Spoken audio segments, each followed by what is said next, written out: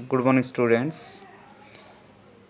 Today we are going to discuss Flamingo Books poem My Mother at 66. My Mother at 66, composed by Kamla Das. Kamla Das is recognized as one of India's foremost poets. Poem को discuss करने से पहले बताएं कि ये poem जो है ageing के बारे में है।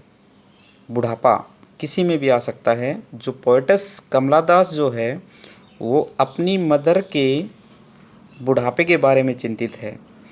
जब पोएम शुरू होती है तो कैसे इसको डिस्क्राइब किया गया है, लेट अस डिस्कस।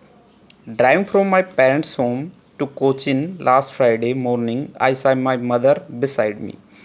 जो पोएटस कमला दास है वो छुट्टियों में अपनी माँ से मिलने के लिए आई हुई है और वो कोचिन की तरफ जा रही है।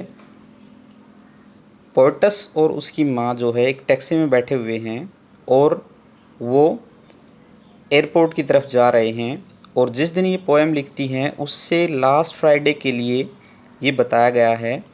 तो पोएटस कहती है कि जब वो घर से एयरपोर्ट की तरफ जा रही थी उस सुबह, तब उसने उसकी माँ को उसके बगल में बैठे हुए देखा। डोज ओपन माउथ, और वो जो उसकी माँ है वो आधी सोई हुई, उसका मुंह खुला हुआ था।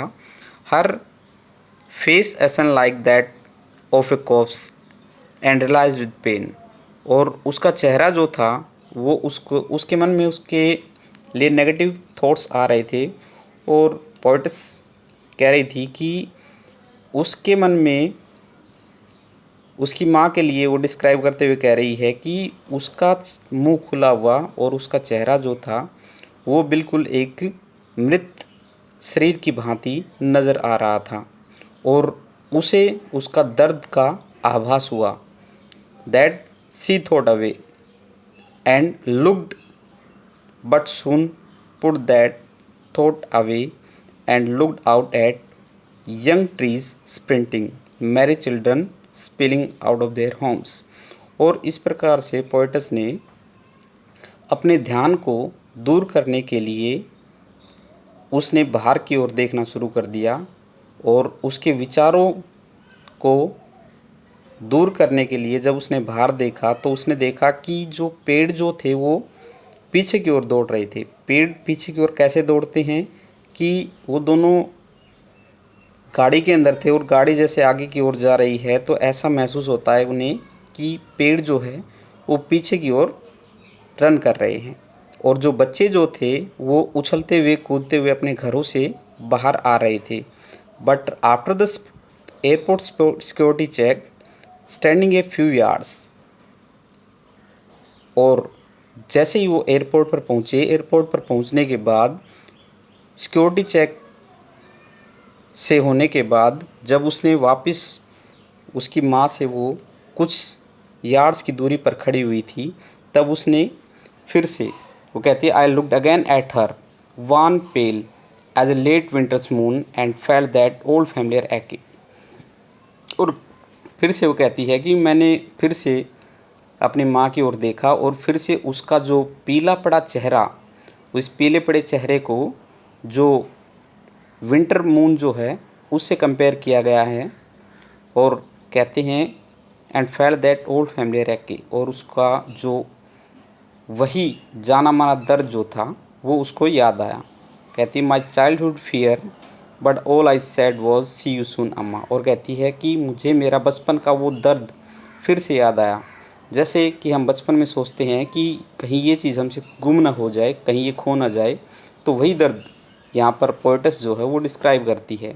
और कहती है कि जो मैंने कुछ कहा, इन सब चीज़ों को दूर करते हुए जो कुछ मैंने कहा, यही कि अम्मा फिर मिलेंगे। यहाँ पर पोएटस जो अपना ऑप्टिमिज़म जो है वो शो करती है।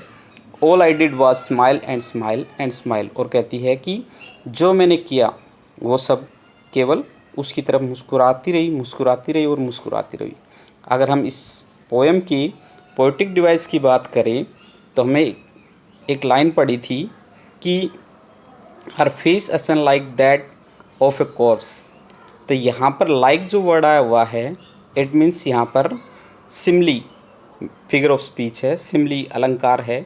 लाइक और एज वर्ड जहाँ पर भी आ जाए वहाँ पर सिमली होता है। तो यहाँ पर लाइक आया हुआ है तो ये सिमली है।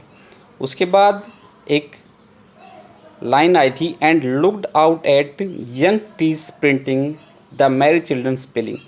तो यहाँ पर जो ट्रीज प्रिंटिंग जो है, यहाँ पर पर्सनिफिकेशन है, फिगर ऑफ स्पीच जो है वो पर्सनिफिकेशन है। क्यों है पर्सनिफिकेशन? यहाँ पर इसका मानवीकरण किया गया है कि किसी की नॉन लिविंग एक्टिविटी को यदि लिविंग के साथ जैसे यहाँ पर दिखाया जाए, कंपेयर किया जाए, तो वहाँ पर पर्सनिफिकेशन होता है, मानवीकरण अलंकार होता है।